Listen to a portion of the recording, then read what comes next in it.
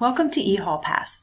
This video is for teachers, administrators, and staff personnel, and it will review how to update your profile in e-hallpass and how administrators and staff personnel should associate themselves with locations in which they work in the building.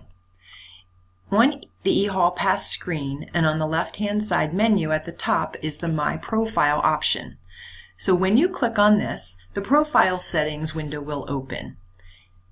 Teachers, staff, and administrators have the option to add a picture by browsing and adding a picture that they have available to them. Please follow your internal instructions as to whether your school wants you to do that. Keep in mind that students do not have the option to upload their own photos.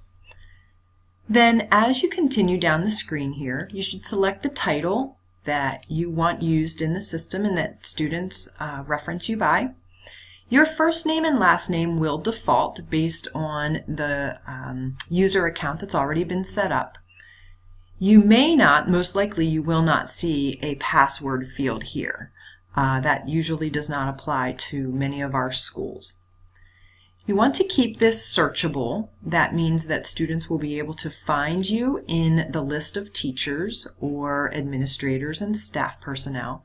And then lastly, you would set up your PIN, and you can see the guidelines here, 4 to 6 characters and what can be used. Remember that your PIN is unique to you. If you happen to choose something that someone else has already used, the system will prompt you to select something else. So set your PIN up, and if you ever need to come back in and change your PIN, you can do that at any point in time. Once this information is entered into the system, click the Save Profile button, and you will get this green Updated Successfully message, and you are ready to use the system, and your profile has been updated.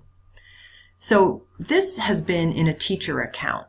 I'd like to show you what this looks like on the administrator and staff e-hallpass dashboard. So I'm in a staff screen right now, but those with the administrator role have the same options as what I'm showing now. It's different because administrators and staff personnel may work in a specific location or locations within the school. And when students set up their pass, they may choose to go to a location such as the library, maybe you call it the hub, or the guidance office, or places like that, nurse. And you may want multiple people that work in those locations to see all the passes coming into a certain location. So over on the right-hand side, staff members and administrators should select and add the locations in which they work. So you would simply choose a location, such as what is chosen here. If you need to add more than one, you can choose from the list that's been pre-built.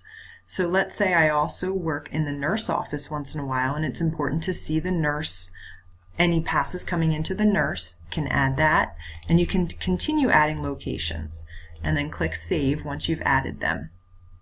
If you need to remove a location, you can simply click the minus sign over on the left-hand side. There's another feature here called a student check-in pin, and if that's something that your location chooses to use, then you would want to set that up and coordinate with those in that location, and you can see our video regarding the student check-in pin. So please be sure, as administrators and staff personnel, to associate yourselves with the locations in which you work so that you will see any passes that are coming into or leaving those locations.